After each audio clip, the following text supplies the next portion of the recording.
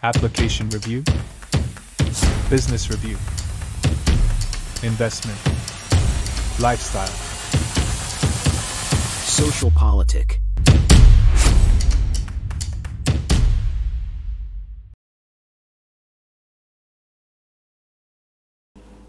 Halo Bapak Ibu, saudara-saudari sekalian, lovers and haters. Salam cerdas Indonesiaku.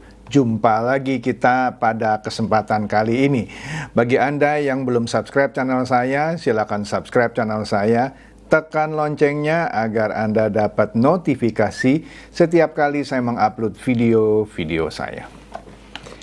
Sekali lagi saya akan membahas, kalau meminjam istilahnya di salah satu berita gitu ya, kenapa ya politisi kita ini banyak yang munafik gitu ya? Nah iya, ntar kita lihat deh ya, ada video yang diterangkan oleh Pak Muhammad Kodari ya, dari Indobarometer. Nah, kenapa di berita itu disebut kemunafikan dari politisi kita ini gitu ya.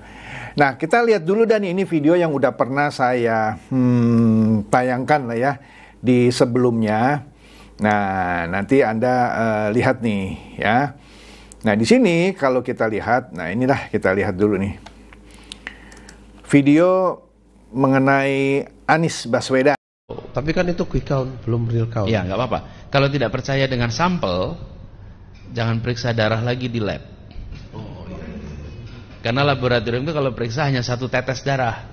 Kalau kita tidak percaya untuk mengetahui keseluruhan darah yang ada untuk mengetahui. Tapi kalau kita tidak percaya dengan satu tetes darah, maka sedot seluruh darah untuk diperiksa.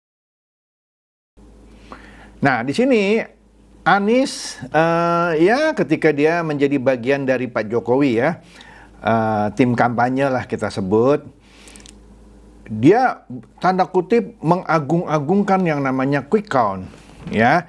Dia analogikan, kalau Anda tidak percaya hasil quick count, itu sama saja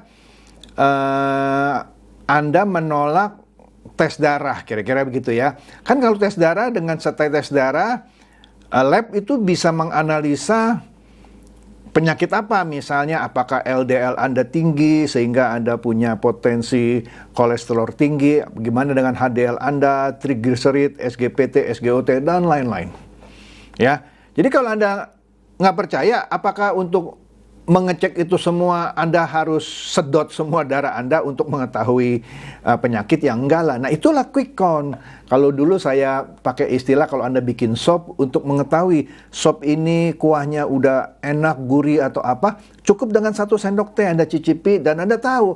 Nggak usah 1 gentong itu sop itu Anda hirup semua untuk mengetahui ini enak atau enggak. Oke? Itulah quick count. Ya.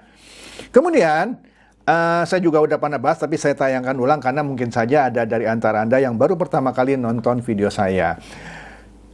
Ini April 2019, ya 5 tahun yang lalu, Hasto pernah sebut bahwa quick count itu tidak pernah meleset. Karena Pak Jokowi kan 2 kali di quick count itu menang terus kan.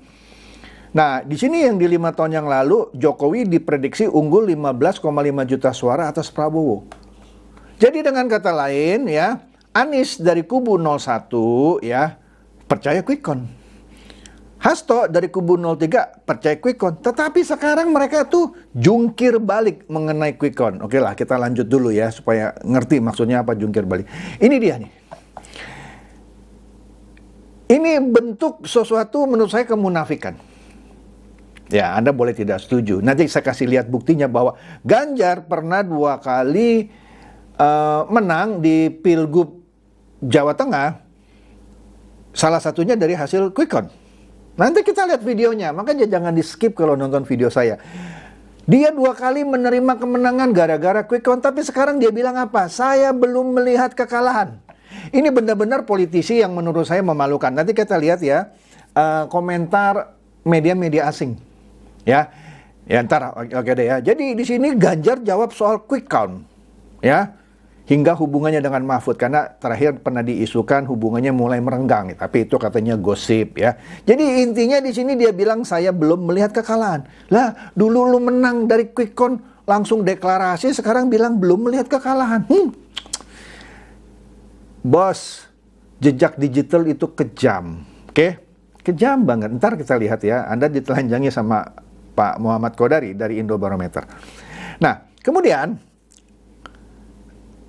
Mardhani Alisera dari PKS yang juga ada di kubu 01 ngajak kubu Anies dan kubu Ganjar terima hasil pemilu 2024. Karena dia sudah pengalaman soal quick count, apa dia tahu. Udahlah, dia bilang kita dengar suara rakyat, ya. Jadi bakal banyak yang kebakaran jenggot. Ini udah pernah saya bahas juga ya. Jadi, nah ntar kita lihat nih, ini kan dari kubu 01. Nah nanti kita lihat dari kubu 03, apa pendapat PDIP mengenai kemenangan Prabowo satu putaran. Kan menarik. Jadi komponen-komponen di dalam kubu masing-masing 01 dan 03 pelan-pelan sebenarnya sudah menerima kekalahan gitu. Nah cuman baik Ganjar atau Anies masih enggak mau terima. Ya kan? Maka ntar kita lihat Kodari bilang di artikel itu, inilah satu bentuk kemunafikan. Kalau dulu dia terima, sekarang nggak terima. Ini tidak memberikan contoh yang baik buat masyarakat Indonesia. Dan tokoh politisi yang berebut kursi presiden gitu ya, tidak bisa memperlihatkan suatu integritas ya soal quick count. Ya penting itu ya. Oke lah, padahal quick count itu kan juga dikeluarkan oleh dua lembaga survei PDIP sendiri, yaitu Carta Politika dan Saiful Mujani. Kok nggak percaya ya sama lembaga survei lu sendiri? Lanjut nih. Nah, tapi ada beda sikap antara Anies dan Ganjar ya setelah Prabowo unggul di quick count di Pilpres 2024 ini dan melakukan deklarasi sesuai dengan hasil quick count. Kalau Ganjar kan masih ngotot. Saya belum melihat kekalahan. Kalau Anies, menurut saya sih ya, walaupun dia tidak langsung menerima quick count seperti 10 tahun yang lalu, dia masih lumayan menurut saya. Dia bilang dia masih menunggu hasil real count-nya selesai. Ya, nggak seperti kubu 03 udah bilang curang lah, inilah, minta pemilu diulang lah. Wah, oke, inilah bedanya. Nah, ini dia, media asing soroti respon Anies dan Ganjar soal hasil quick count. Jadi media asing juga melihat ini orang dua nggak konsisten gitu, ya. Masih ngeyel gitu, meskipun quick count udah jelas kalah. Ya, real count pun yang masuk sekarang sudah 70% lebih, menunjukkan nilai yang kira-kira sama. Ya, kita lihat dah nanti hasil real count berakhir ya. Saya sudah tantang ya, kalau sampai hasil real count itu meleset lebih dari 2% dari rata-rata quick count yang ada, saya tutup channel saya. Ya. Lanjut dulu nih. Aduh, makin baca gini makin gemes nih. Nah, ini dia nih. Nah, ini dia. Keras sosok ini sindir Anies dan Ganjar soal quick count. Dulu lu terima, sekarang kok lu nggak terima, sekarang kok nutup. Nah, siapa tokoh itu? Nah, kita lihat nih ya. Jadi yang disindir ini Anies dan Ganjar. Nah, kita lihat di sini di Twitter ya. Milenial kritis mencuit bahwa Kodari menggunduli rambut putihnya Ganjar Pranowo dan memporak-porandakan topeng kemunafikan Anies Baswedan. Kodari pencetus teori dan teorinya terbukti ya, teori mengenai quick count ya. Nah, ini menarik loh ya. Ternyata Ganjar itu dulu menerima quick count, sekarang nggak nerima quick count. Nah, kita lihat nih ya video singkat mengenai Pak Uban ini ya. Ini menarik videonya. Yuk kita lihat videonya. Kamu percaya nggak suara saya segitu? Iya. Percaya nggak? Percaya. Kalau ada orang yang harus percaya quick count, salah satu yang paling depan adalah Ganjar. Kenapa? Karena dia pernah 2 kali jadi calon gubernur dan kesimpulan kemenangan ditentukan lewat quick count. Yang menang itu sudah diketahui, sudah digariskan oleh Allah. Dan tugas kita adalah membuktikan di TPS. Dan hari ini bukti itu secara hipotesis diberikan oleh para pollster, para surveyor, ya. Dan kemudian hasilnya keluar dalam bentuk quick count. Iya, selain Mas Ganjar juga Mas Anies. Mas Anies walaupun gubernur baru 1 kali, quick countnya 2 kali loh. Karena di Jakarta, putaran pertama, putaran kedua. Lah dulu terima hasil quick count. Masa sekarang nggak terima dengan hasil quick count kan? Itu namanya aneh bin ajaib. Melihat perkembangan angka exit polls yang menunjukkan perolehan suara yang cukup tinggi dan signifikan. Jadi pertanyaan saya, Anda percaya bahwa Mas Ganjar nggak percaya dengan quick count? Gimana? Jadi biasanya quick count itu langsung diterima sama yang menang. Kalau yang kalah pakai koma tunggu dulu. Nanti iya. gitu ya. Pakai koma, pakai tanda seru, tanda serunya 3. Sama yang kedua ya. Yang kedua begini. Sebetulnya kan suara Mas Ganjar itu sudah dijelaskan oleh saya dengan teori bejana berhubungan itu.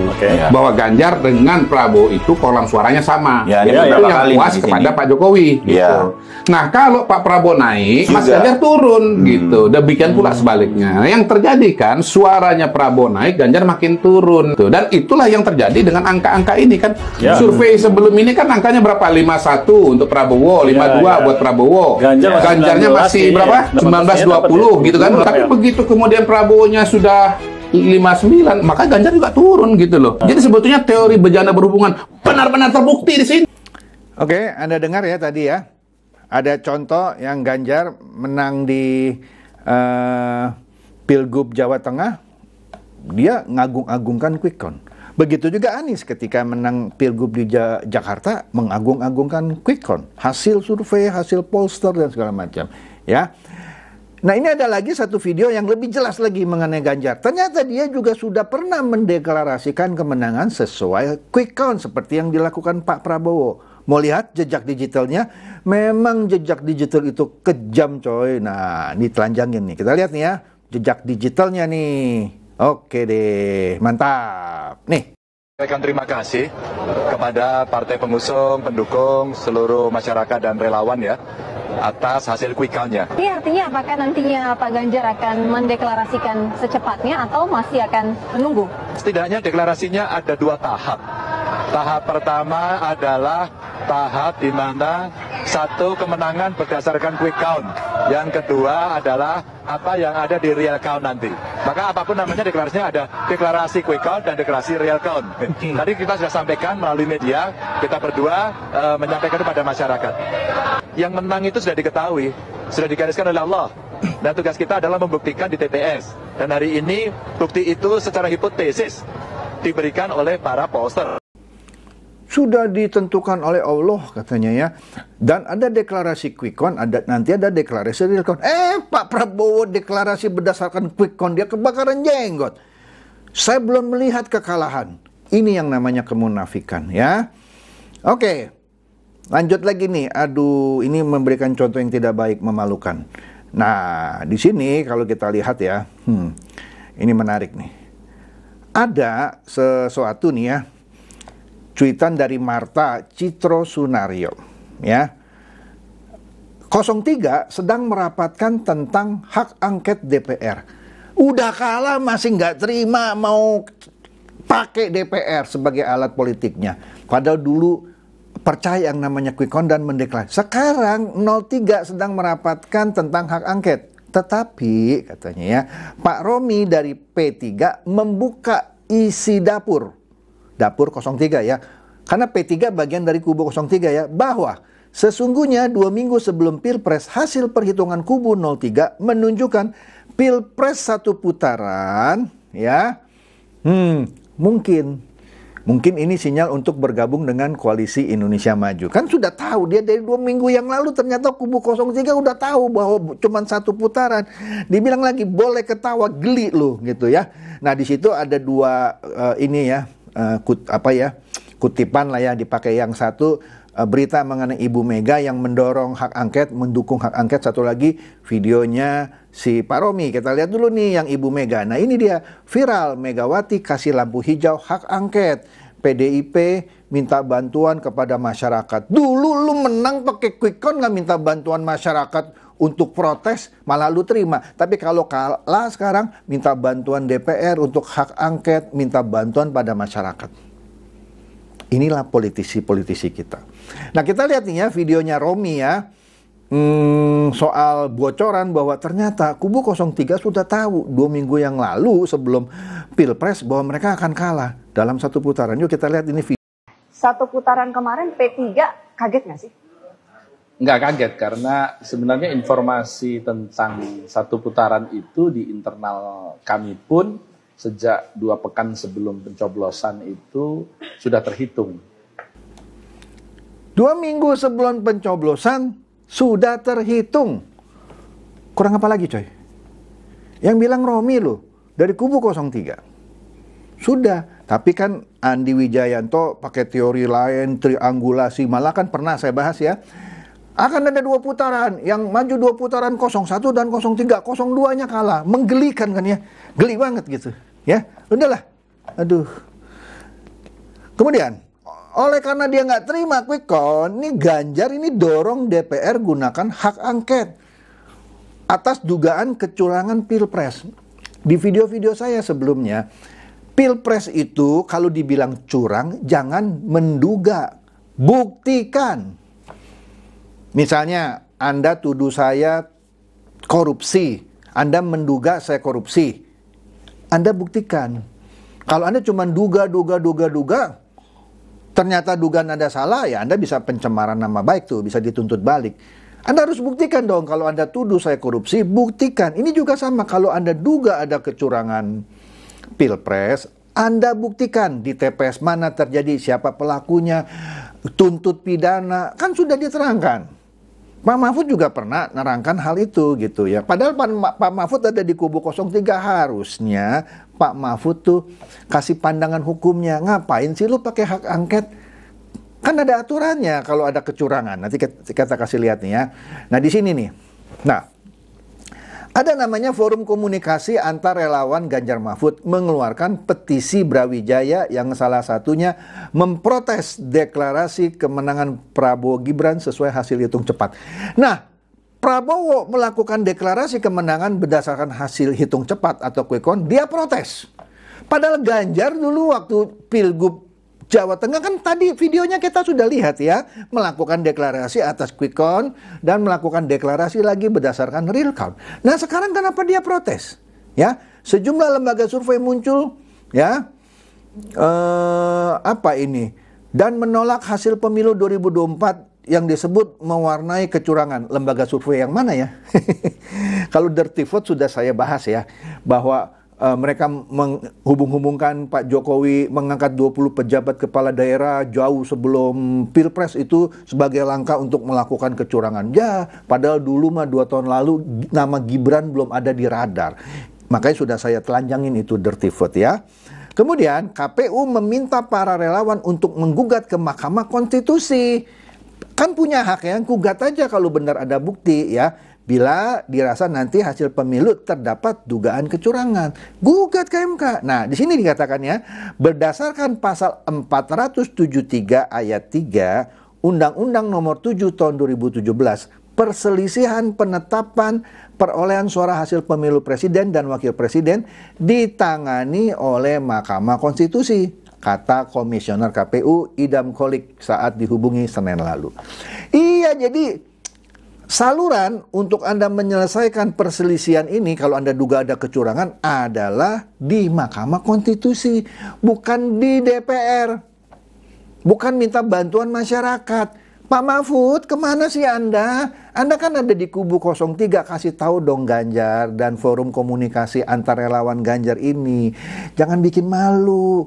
Nah, di sini juga dilanjutkan penjelasannya secara teknis. Tata beracara PHPU, perselisihan hasil pemilu dalam Pilpres, diatur dalam peraturan Mahkamah Konstitusi nomor 4 tahun 2023. Tata beracara dalam perkara perselisihan hasil pemilihan umum presiden dan wakil presiden lanjutnya. Jadi ada tata caranya ya. Nah, oleh karena itu pakailah sarana ini ya. Kalau Anda mau menggugat, gugatlah ke MK. Ya, sebab negara Indonesia adalah negara yang menganut demokrasi konstitusional ya. Undang-Undang 45 pun telah menormakan hal tersebut di dalam pasal 24C. Nah, Anda baca tuh bahwa Mahkamah Konstitusi berwenang mengadili pada tingkat pertama dan terakhir yang putusannya bersifat final untuk menguji bla bla bla gitu ya, dan juga perselisihan tentang hasil pemilu. Bukan lu bawa ke DPR. Pak Mahfud, Anda kan profesor hukum, tata negara, mestinya kasih tahu Ganjar ini. Masa begini nggak ngerti, bikin malu kan, ya. Nah, ini dia nih. Ganjar dorong hak angket soal Pilpres. Nah, makanya Golkar menanggapi seperti yang saya bahas tadi, buktikan dulu kecurangannya. Jangan bilang curang-curang, tapi nggak bisa kasih tahu curangnya di mana. Misalnya, itu curang, suara saya harusnya 25% misalnya. Atau suara saya harusnya 75%. Buktikan kenapa Anda bisa bilang suara Anda harusnya 75%, sekarang cuma 16%. Seperti HP yang lowbat gitu, ya. Anda harus buktikan dulu. Jangan belum apa-apa udah lempar ke DPR. P3-nya seperti sudah memberi sinyal loh, udah meninggalkan yang namanya kubu 03. Hanura dan Perindo nggak punya kursi di DPR. Jadi kalau Anda bawa-bawa hak angket ke hak angket, ya partner Anda P3 aja sudah bilang, dia sudah tahu kok 2 minggu sebelumnya cuma 1 putaran. Siapa yang bela Anda kalau ini bawa hak angket? Lagian DPR itu bukan untuk menyelesaikan perselisihan Pilpres coy, ya. Kemudian 01 Anda mau ajak-ajak dia bantuin Anda. PKS Mardhani Alisera bilang terimalah suara rakyat, ya. Tuh, siapa lagi yang Anda mau ajak dari kubu 01? Nasdem. Ntar saya kasih tahu Nasdem itu bagaimana, PKB itu gimana ya. Aduh, saya nggak bisa bersuara lagi ya. Kemudian Profesor Jimli Asidiki bilang soal hak angket Pilpres yang diusulkan Ganjar itu cuman gertak sambal. Enggak mudah itu bikin hak angket. Nah, nanti deh ya, nggak usah dibahas detail di sini, nanti nggak kelar-kelar nih konten saya nih ya. Jadi kalau menurut Profesor Jimli Asidiki itu cuma gertak sambal. Lah iyalah, ya kan? Aduh, gertak sambal. Nah, karena mungkin hak angket itu sulit ya, karena hak angket kan melakukan penyelidikan dan ini itu, lagi pula ya salurannya bukan di situ. Tapi masih ngotot ini Ganjar. Jika DPR tak siap angket, saya dorong interpelasi. Lu siapa yang berhak untuk melakukan baik itu hak angket ataupun interpelasi? Itu anggota DPR, bukan lu sebagai paslon. Apalagi Ganjar bukan anggota DPR. Bagaimana dia bisa dorong-dorong hak angket atau interpelasi? Pak Mahfud tolong dikasih tahu dong Pak Ganjar nih. Kan masyarakat baca nih, kan bikin malu ini. Ya, bagi saya sih bikin malu ya. Kemudian, nah kita lihat nih Nasdem. Kan sebelumnya sudah ketemu Pak Jokowi. Ya, di sini usai Anies keok, politisi Nasdem unggah potret kebersamaan Surya Paloh dan Prabowo. 2 sahabat. Lihat tuh fotonya ya. Baru ini. Di sini beritanya politisi Partai Nasdem Ahmad Syaroni mengunggah potret kebersamaan Surya Paloh dan Prabowo Subianto di akun Instagramnya ya.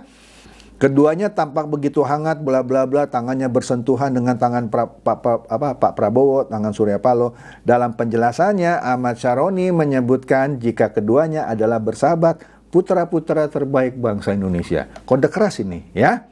Anda mau minta bantuan Nasdem silakan saja. Apalagi ini nih ya, Surya Paloh ketemu Pak Jokowi ya, sampai cium tangan segala. Makanya Elang Siregar bilang tega banget sih ini Om Bewok malah nyamperin Jokowi pakai cium tangan segala lagi. Kalian kejam, kalian tega. Anies Baswedan sampai nangis itu ya. Padahal air mata Anies belum kering. Ini Elang Siregar mungkin musuhnya Denny Siregar nih ya. Oke, nggak tahu deh. Nah, kemudian di dunia maya itu juga ribut. Tuh bener tuh Tom Lembong. Ini bisa 2 putaran karena CNN sempat menaruh angka yang salah. Seakan-akan Anies dapat berapa itu 40% ya, sehingga nah bener tuh. Wah, 2 putaran ya. Itu dibesar-besarkan. Nah, akhirnya CNN tahu itu dia melakukan kesalahan. Oleh karena itu CNN minta maaf. Baca ini, sehubungan dengan salah input data hasil hitung real count Pilpres di layar CNN pada hari Selasa pukul 12:24 WIB, berikut pernyataan resmi CNN Indonesia. Dengan ini kami meminta maaf atas kesalahan tersebut. Anda lihat situ. Pernyataan CNN, salah input angka real count Pilpres. Cuman salah aja, dianggap itu kebenaran. bahwa Anies 40% sekian gitu ya. Saya nggak lihat tuh angkanya, tapi tinggi lah. Sehingga itu, nah ini nih, bener ini, 2 putaran. Ternyata cuma salah input gitu. Oke deh, jadi intinya menurut Pak Jimli, hak angket itu yang diusulkan Ganjar cuman gertak sambal. Karena nggak mudah, apalagi P3 udah buka kartu gitu ya. Satu putaran memang sudah dihitung oleh internal ya. PKS pun sudah mengusulkan, sudahlah terima suara rakyat. Surya Paloh pun ya digadang-gadang sama Ahmad Saroni adalah teman baikan sama Prabowo Subianto dan sudah ketemu Pak Jokowi ya. Nah, PKB ini katanya giliran berikutnya yang akan makan-makan nih sama Pak Jokowi ya. Jadi itu saja dari saya, semoga ini mencerdaskan dan mencerahkan Anda semua. Silakan share video saya ini kepada teman-teman, sahabat atau kerabat supaya mereka tambah cerdas dan tercerahkan. Seperti biasa, terima kasih.